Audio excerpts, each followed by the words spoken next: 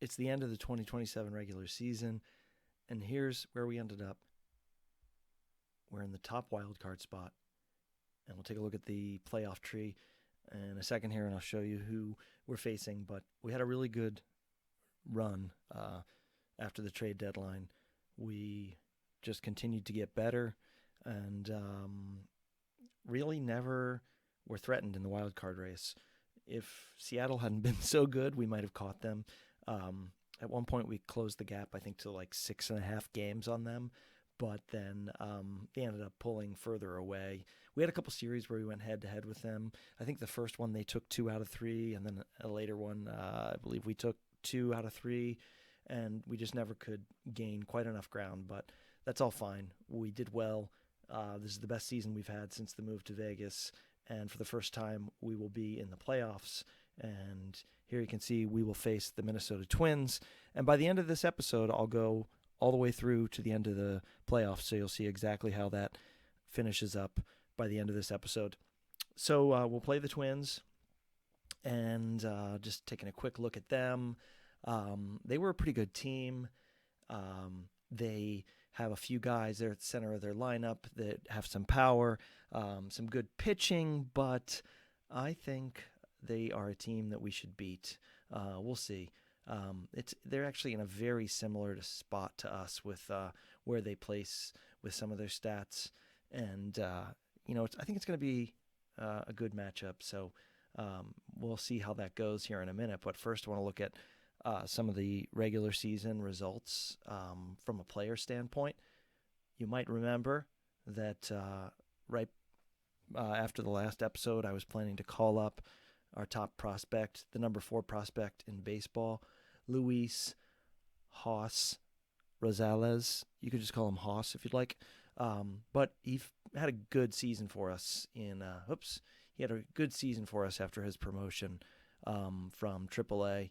You might remember he had a good season a good start to the season in AA with putting up 1.4 WAR and a 122 OPS plus there in 37 games. He continued that at AAA with 1.6 WAR and 134 OPS plus, and then similar stats once he got to the majors. He batted 295, 126 OPS plus, 1.8 WAR, and I was really happy with the way things worked out with him, and I'm excited to see how his career goes because he's solid defensively and has really just amazing batting ratings in most categories. So the avoid Ks still has some room for growth. I mean, everything does really, but that'll be nice when that comes up.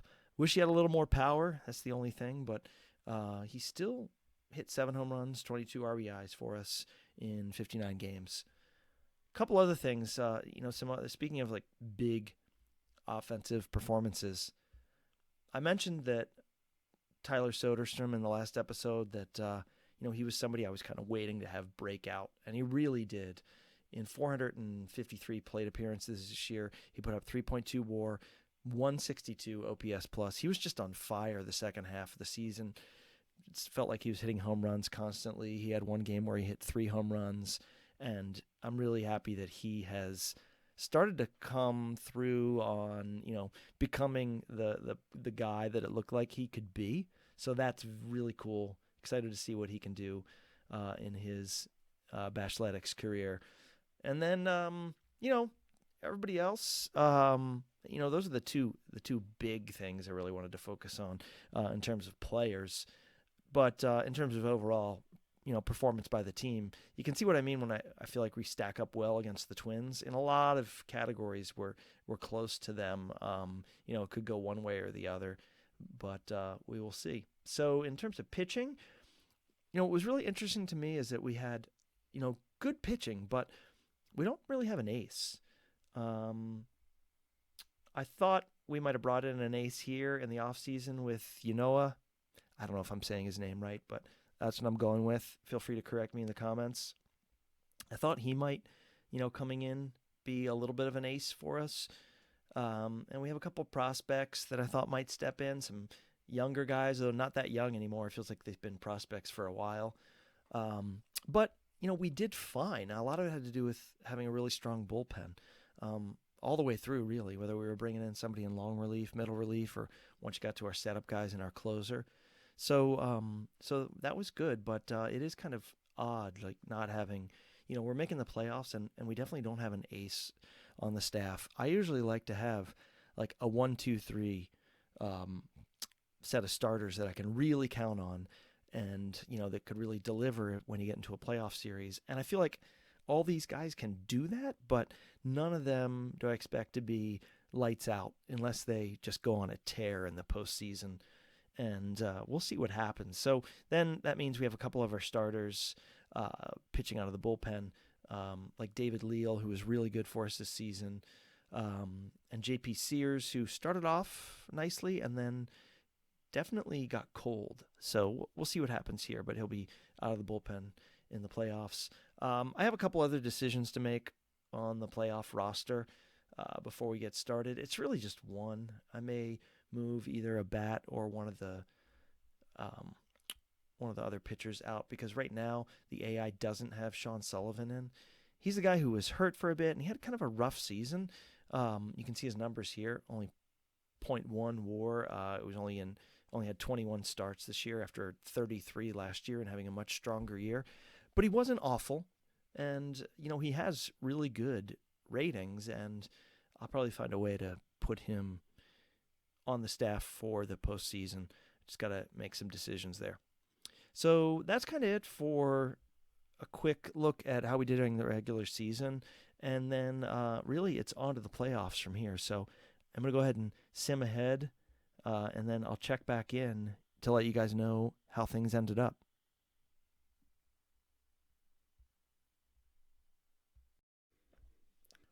Okay, before I show you how things ended up for the team in the playoffs, I did want to mention the trade deadline.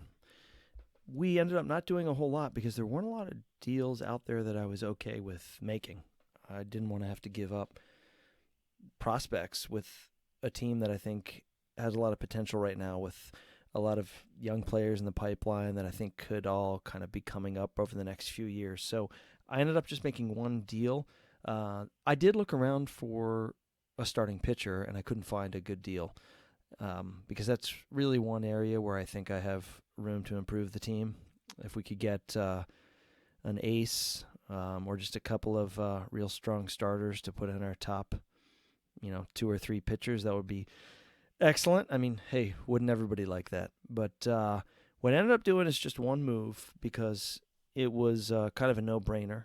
I ended up trading a prospect who I didn't think had a huge future. He's still young and he could grow, but we'll see. But he wasn't, a guy who was anywhere on my top prospects list, as you can see here. Only a 29 potential.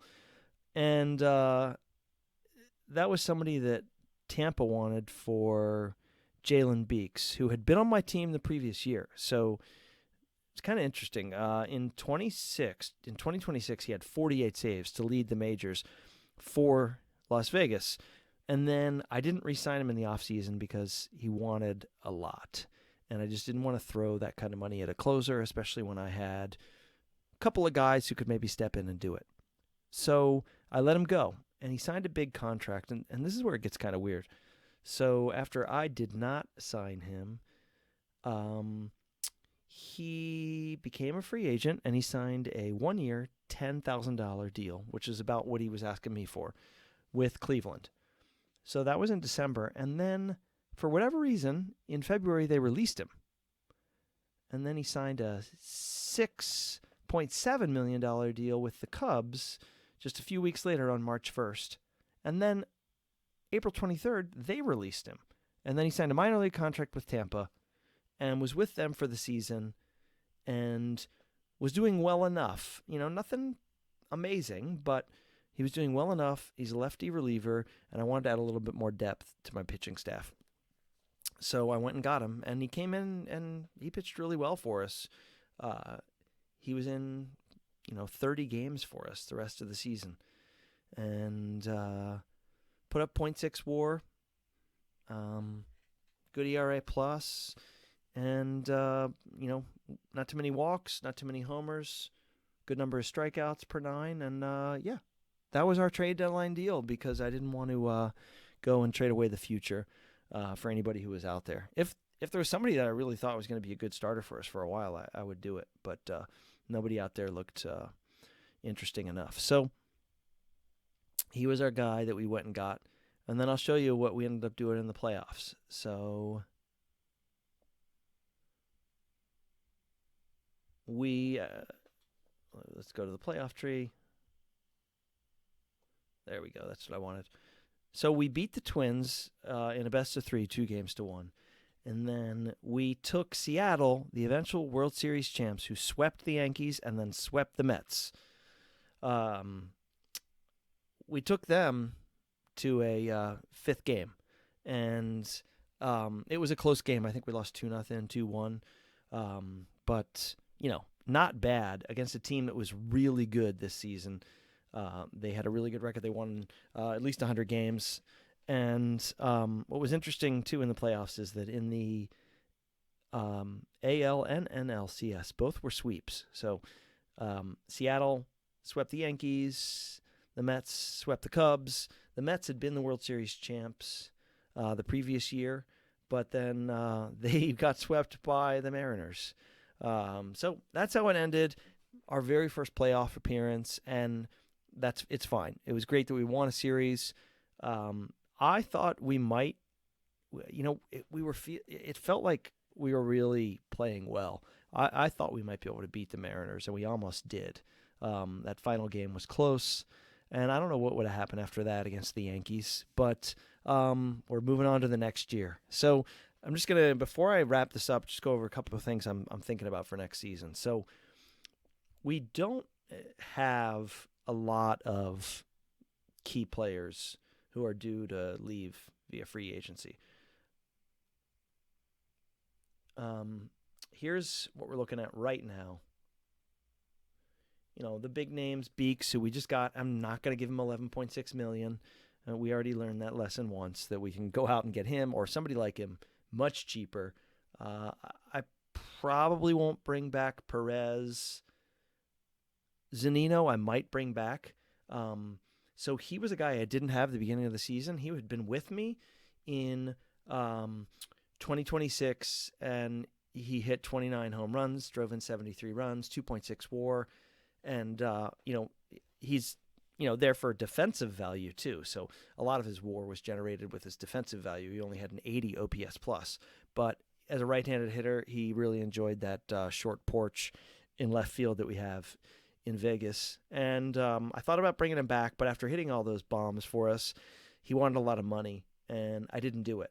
He ended up going unsigned, and then later in the season, I saw he was still out there, gave him a minor league deal, and he ended up coming up, hit 8 home runs for us, drove in 24 runs in 37 games, and put up 1 WAR. So, he was doing things just like he had done the year before for us, but we ended up only having to pay him the league minimum. I don't know if I'm going to bring him back right now. I may just see who's out there on the open market for catchers, because I can always go and get him again, and I might not have to pay somebody this much. So I think I'm going to leave both these guys alone for now. Cedric Mullins, I ended up signing him to a minor league deal when I noticed he was available out there, sometime just before the trade deadline. And I really don't have room for him in my outfield, but if he'll come back on a minor league deal again, I would do that. I imagine he's going to want to go out onto the open market, though. He's only 33. Jorge Lopez, a guy I've had for a couple of seasons now in my bullpen. At 1.8, it's tempting, but he's 34. I don't know when he's going to fall off, but he's been good. Good enough, You can get a lot of innings out of him in relief. Usually over the course of the season, 45 games and then 47 games. So he's been a dependable guy who you can, throw out there pretty regularly. And he's, put up decent numbers 2 years in a row, decent enough. But, I kind of wondered, he started to give up the long ball a little more this season. But he was walking fewer guys and striking out more. So I'm not really sure what direction he's headed right now. I also like his leadership capabilities. So I'm going to think about bringing him back, because he doesn't want much money at all. And if he did kind of fall off a cliff here at some point, it wouldn't be a lot to swallow. These are some minor league guys who now want major league money, and I probably will leave them all alone, not go after him. Seth Johnson's a guy I got as a Rule 5 pickup from Baltimore a couple seasons back, three seasons ago, I guess. And he never really did much for me. You can see what he did that one year I had to keep him on the roster as a Rule 5 guy. And he pitched a lot, got into a lot of games, and was just kind of okay. He was never fantastic, or never even just, acceptable enough. And so I thought, though, that he might have a future. He might improve a little bit on this. But I don't really like, keeping guys around with negative WAR. I want to send him down eventually. So he ended up in the minors for me and never was pitching well enough that I wanted to bring him up again. So he may, even though he has good ratings, I don't know what, maybe he can work it out somewhere else, but he's already 29. So, and then I've got to go through and decide. I've got a ton of minor league free agents. I have to go through and decide who I want to keep. I usually look at their age, their overall potential, and then definitely their stats from this past season and maybe back a little further, but mostly the most recent season. So I'll go through and do that. And then just kind of looking ahead, I've still got the 4-man rotation from the playoffs in here, but, I'd like to bring in at least, either an ace or maybe a couple of pretty good starting pitchers. So, it'd be nice to have at least one guy who's better than anybody on my staff right now. And if I can't do that, then 2 guys who are going to be in your top 3 pitchers.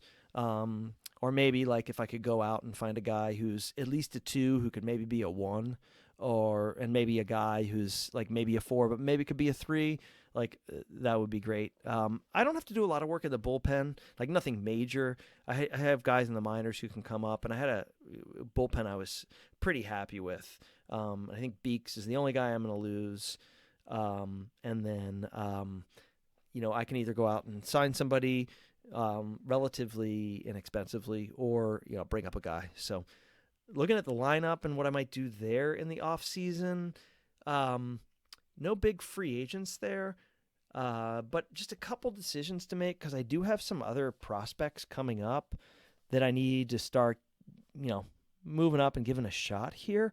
They're at least, I've got a couple guys pushing it at AAA and definitely some guys coming up at AA and High A who are going to be ready in the next season or two.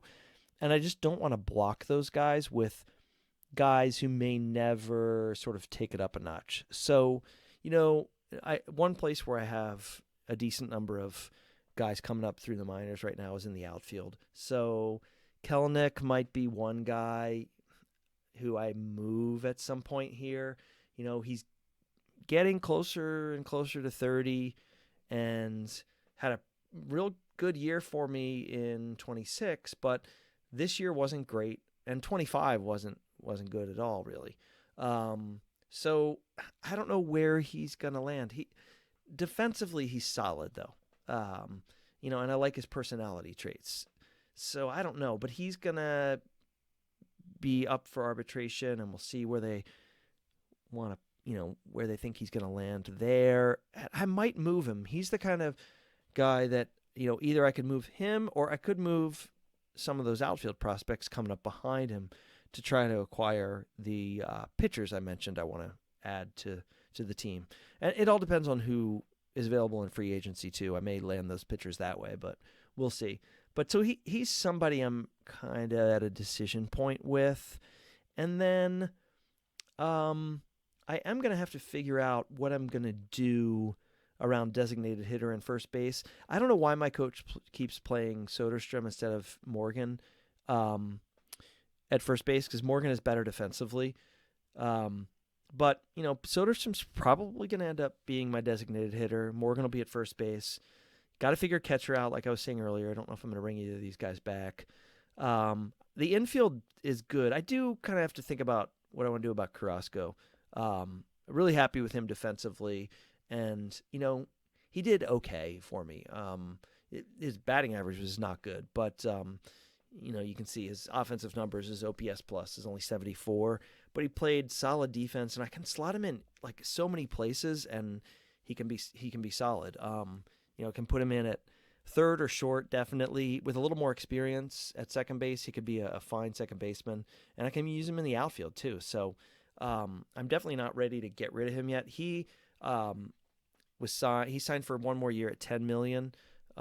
So in 28, I'll be paying him $10 million, and then he has a player option for $8 million the next year. So we'll see what happens there.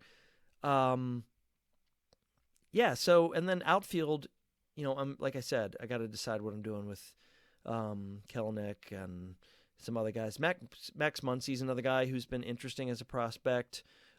He may force his way in somewhere, or just might be kind of a utility guy that I can use, because he's another guy. He's not nearly as strong as Carrasco, but like he can play infield and outfield. So he's a possibility next season for some more at bats. And then the other guys that I have in the picture for next season you're not seeing here because they're still down in the minors. But the other place where I'm a little unsure about things is with Anthony Santander. He was much better for periods this season than he had been the previous year, but then ended up, he wasn't in the lineup as much towards the end of the season because Soderstrom was getting more at bats, which was great because Soderstrom has a lot of upside and he was playing really well. But he ended up just even in WAR, and he was just below league average with his OPS plus. So, yeah, I'm not sure. I've got him for one more season after this. What is his contract next year? Does it go down a bit, or is it still... Oh, okay, it's a player option, so we have to see what he's going to do in the offseason. I imagine he's going to take that option because I don't know if he can go make more than that out on the open market with the numbers he's been putting up. So if he ends up, he's not happy that he's not in the starting lineup.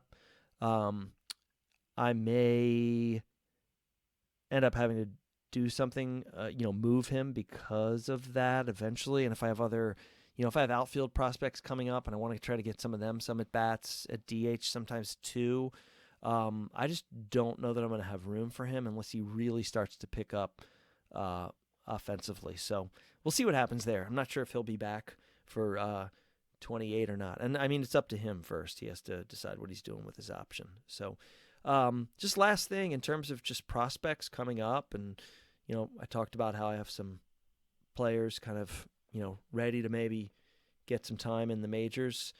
Some of the guys here you've heard me talk about.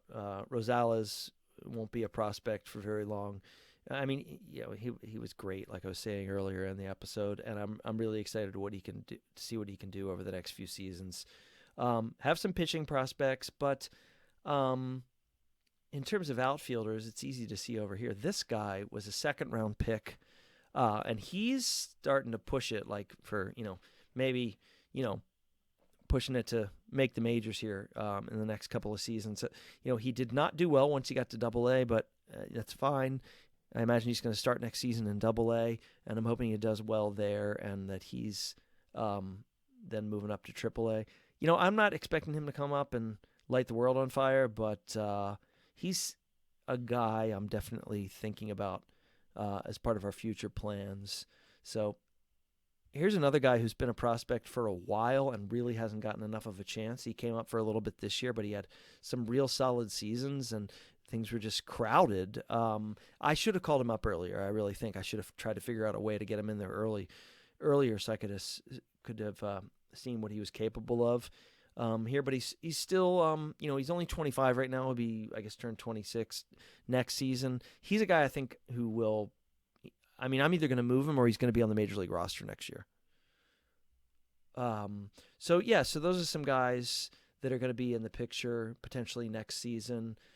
Just looking through my other prospects, there are a lot of pitchers coming up. So even though I've talked about, wanted to go out and get some aces, I've got some other guys who might be able to come up. Lynn is one of them.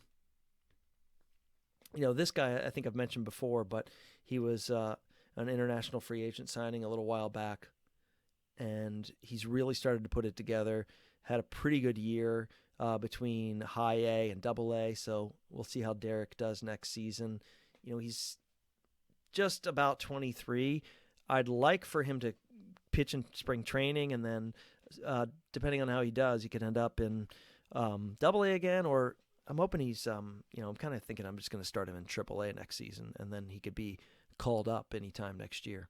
So, and the other place where I have some prospects or some, guys who maybe deserve a shot is down. If you look down in AAA, and they're not really going to be showing up in the prospects at this point. Valdez is one guy who's been up and gotten some opportunities, but when I look back at like what he did in AAA in 25, I was kind of waiting for him to come up and do something like that in the majors, 5.2 WAR, and he has come up a couple of times and done okay, but he's another guy. He kind of needs to get some at bats here. He's almost 29 years old, and then I need to maybe move on from him, or he's coming up and he's at least a backup outfielder. So we'll see what happens there. I have some guys still, controlled by the AI. So some of them down here in Double A, I'd like to maybe have at Triple A. O'Donnell is another guy who's come up, and he was did pretty well in 26. And I gave him a shot at Double A this year, and he was really good. So I don't know where he's going to be next year, but it's probably Triple A. I don't know that he's going to make the big club yet. We'll see what happens in spring training. I talked about some other guys in the outfield picture. Here's another one who has never really kind of become who I thought he might be based on when I first started following him, or when I first traded him, I traded for him, and I was looking back at some of his previous numbers. This year jumped out at me back in 25 at AAA, and I thought he was a guy who was ready to make the jump, but hasn't proven to be yet. So we're going to he's going to make the team, or we're going to move on from him soon. Another dude here, Henry Bolt, has put up some really strong numbers at low A, high A. Now he just did it at double A. So next season he's likely in triple A, and if he does well, he might be getting a shot. Laura's another guy I've been keeping an eye on because he did the same thing, had a really strong season in 26 at high A, came up towards the end of the season at double A, and then did really well in double A last season. So he's headed to triple A next year, I'm pretty sure. So just, guys like that, I'm going to kind of wait and see if somebody breaks out, but I want to have room to put them on the big league roster too. So I definitely have some decisions to make there. That's about it for now. I could go on and just keep going through prospect after prospect, but we'll get to some of these guys next season instead. So next episode, when I come back, will probably be getting ready to start the 28 season. I'm going to go through the arbitration period here, free agency, international free agents, and then spring training, and I'll probably check in with you guys around opening day. And then I did get a request to see what things look like inside the Bashletics Stadium with that 285 porch down the left field line. We'll take a look at that hopefully in this next episode when I do get to the start of the season. Either then or in the episode after that, I will at least drop in for a little bit on a game so we can take a look at the stadium. That's it for now. If you aren't subscribed to the channel, please hit subscribe. Thanks for checking it out, and I'll see you next episode.